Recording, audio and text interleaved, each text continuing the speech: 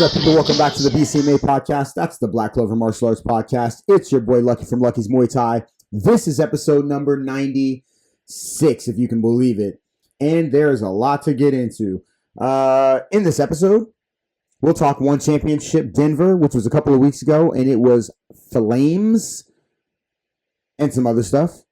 UFC Noché at the Sphere in Vegas. Merab versus O'Malley. I'm sorry, Dvaslishvili versus O'Malley, which was it was something.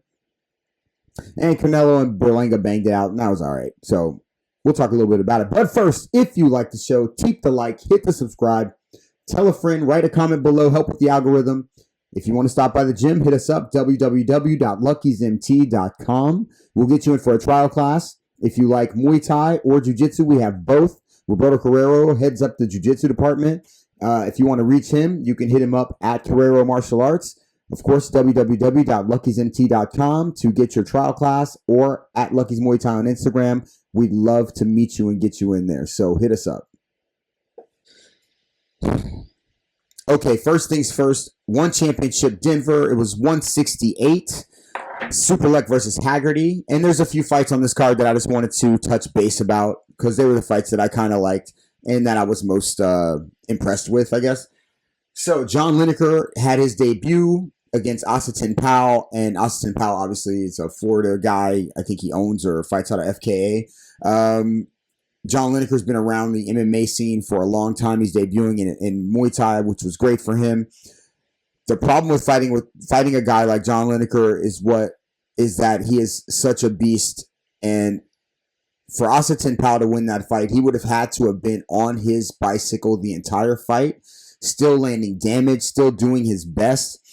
But the fact of the matter is, John Lineker can take a ton of damage, and by the time Asatin Powell started using elbows, it kind of woke Lineker up to the fact that elbows were possible, and he started doing that, and he had already taken some damage. So a couple of punches later, a few things later, I think it was a right hook, something like that, but Asatin Powell did his best as a warrior to stand in there with Lineker, who is a banger, and the fight ended in a TKO, unfortunately for Asatin Powell, but great for John Lineker, who really seemed to embrace the Muay Thai attitude during and after the fight. Liam Harrison had gotten injured a while back, knee injury, and he said he wanted to have a retirement fight after he was healed up, and he wanted to have a Sexton, who is the man who yields to no one. Again, Thai nicknames are the best. And everybody knows that would have been a banger of a fight. But Liam Harrison, unfortunately, either couldn't take the damage, which is what he said during his press conference after. But I felt like there was some issues with accuracy. Maybe his leg was still bothering him, and he just wanted to get this fight when he could get it. Maybe if he waited too long, he wasn't going to be able to get it. But once elbows started being thrown, Sexton became very patient, and he was able to land a serious blow, knocking Harrison down. Harrison got back up, took a couple more shots, went down again, got back up, took a couple more shots, went back down again. It was a lot to watch for a fighter that you love, to see him kind of go out in a way that wasn't, how you wanted him to go out. Yeah, I wanted him to have a banger of a fight with Sexton, but I didn't want him to go out like that. So it's unfortunate. And then they interviewed Sexton. I think they gave him $50,000 bonus from Chatri, who does that often. And then Liam Harrison retired. He laid his gloves in the cage, which was anticlimactic, because after the interview, they just panned to their gloves. There was no interview with Liam Harrison, none of that stuff. So all of that should have been pomp and circumstance and celebrating this man and giving him his flowers did not happen, and that part's unfortunate. Shout out to Sexton, but Liam Harrison, you're definitely a warrior. I do hope that you do a local thing, like you said, for your fans at home, just so you can go out on a high note. Because I definitely do not like watching veterans go out and be KO'd on their way out. It's just because we all know what comes after that, and it's a life full of aches and pains and nagging injuries and things. Like, the last thing I want to see is, before you go deal with all of that throughout your life, is to see you get KO'd. So that's just my feelings on it. Superlek versus Haggerty, and to me, this was a game of IQ and patience. Superlek was so patient. This fight lasted 49 seconds, and that's how long he was patient. Haggerty the sequence that led to the knockout was Haggerty attacking Superlek, high guarding, and then popping him with an elbow on the way out. Haggerty circled around, attacked again. Superlek retreated. Stepped back in. Haggerty circled around. Haggerty circled around. And this time, he lunged in as if he was expecting Superlek to retreat again. But Superlek instead jammed him, pulled his arm down, and caught him with an elbow in the temple, and that was the end of the show. It was too much for Haggerty to try to get back up. He sat there, obviously dazed and confused, and it's unfortunate that it ended that way for him, but he talked a lot. He went in there fired up, ready to go. The thing that happened was Superlek counted on his patience, and it paid off. Okay, so that fight was great. The fights were great overall. A bunch more fights in the card were pretty good. The major issue that I have, again, is that One Championship seems to do this to people that, for whatever reason, either could make them a lot of money or have a name. But in this situation, Mikey Musumeci was supposed to grapple Cade Rotolo for the title at like 170 or 170, whatever. Anyway, Cade Rotolo was hurt from the CJI tournament, Craig Jones Invitational, where he won $1 million, and decided, yo, man, I'm beat up. I need to take this time off. This is not a good time to go fight Mikey Musumeci, and he's probably right. So they gave Mikey Musumeci another opponent. But they said, you got to cut to 130 or 135, nonetheless, in a day. Yeah, of course he didn't make weight. Of course he wasn't going to be able to make the hydration clause or whatever that thing is, that the hydration test, what you guys do. But to strip him of his title, yo, I don't know what's going on. It seems like there are things that happen in like the UFC and those organizations are issues about money, about business, about maybe being screwed over in a situation where the business can be fixed down the road or some situation like that. These are petty situations. Just recently, Sage Northcutt flew over to Singapore.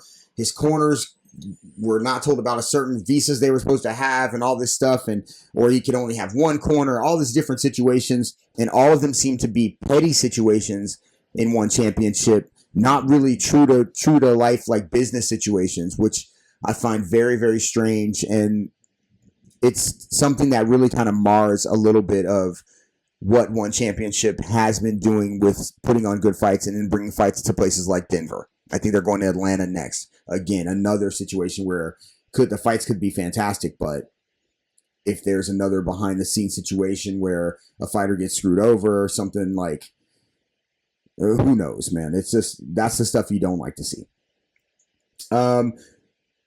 UFC Noché happened. It was a spectacle. There was holograms. Dana White's love letter to the Mexican people. I love you, Mexican people, Dana White says. But for real, though, he's like, they have a fighter's heart. All this stuff. All the things that you believe and all the things a promoter is supposed to say when you're really promoting a fight that's on like Mexican independence and you're doing it in such a large venue. Like, yeah, man. Yeah, they're amazing people. They work hard, like all of that shit. And yes, this is a spectacle. And the fights almost live up to it. But I'm just going to talk about the fights that didn't. Because those are the two title fights in which the belt changed hands. And it was not very exciting.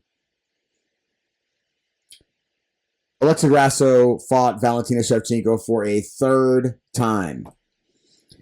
First time, Grasso took Valentina's title. Second time was a draw. Valentina thought she won. This one, Valentina said, I know exactly how to win. I'm going to make this the most boring fight of all time. Now, she wasn't the most boring fight of all time, but it was wrestle heavy, man. And she was right. Take her down. If she can't get up, I'm going to do that all fight long. Now, it did bring some trouble as Valentina got caught in some submission attempts by Grasso, triangle arm bars, choke, whatever, all bunch of stuff. But Valentina is a veteran, and she escaped those situations. And again, wrestling ruled the day. So, like if you can't get up at the highest levels of the sport, it's the thing I talk about with Adesanya. It's the thing I talk about now with Grasso. It's the thing I'm going to talk about with Sean O'Malley momentarily. Wrestling is the key to beating opponents that you are not going to necessarily be able to beat standing up. The wife just walked in. I got my popcorn. Anyway, Sean O'Malley versus Merab Dvaslishvili. There was no counter-striking available. Merab bounced around, yelled at Sean O'Malley's corner for trying to give him coaching advice during the fight, and wrestling. Almost the exact same thing. In fact, I watched some people's reaction to the fight, and there were people literally falling asleep. Israel Adesanya, namely one of them. Wrestling is everything, man. Even when Sean O'Malley hurt Merab with a teep, he got back on his bike, circled around, takedown again, and the belt changes hands. If you can't wrestle at the highest levels, you're not going to be able to fight and control and maintain your position for long. Somebody is going to come around. There's going to be a Khabib. There's going to be an Islam. There's going to be an Usman. There's going to be an Umar. There's going to be guys that are going to take you down, hold you down, and make it a long-ass night. Or gals, for that matter. Shout out to Irene Aldana, who got her head split open to the white meat and continued to fight all the way to the end. If you haven't seen that, it was gruesome. That's all I'm going to say about that situation. But the fights overall were pretty good until the last two. But the wrestling made the fights change hands, and that's that. So off with the Pope guy. Canelo fought Berlanga, and it was a banger. He did drop Berlanga, but Berlanga survived and maintained, and they were swinging when the bell rang at the end, which was dope. Danny Garcia quit on his stool, 9th round TKO. 24 months out of the ring will do that to you. It's unfortunate. And that's about it. Fights the last few weeks have been great. I hope you enjoyed the show. I am out. If you like the show, keep the like, hit the subscribe button, tell a friend. If you want to stop by the gym, hit us up, www.luckysmt.com. You know the deal. Come in, free trial. We know you're going to love it, so be prepared to sign up that day. Bring your credit card with you. I'm out. Peace. Don't want a complication.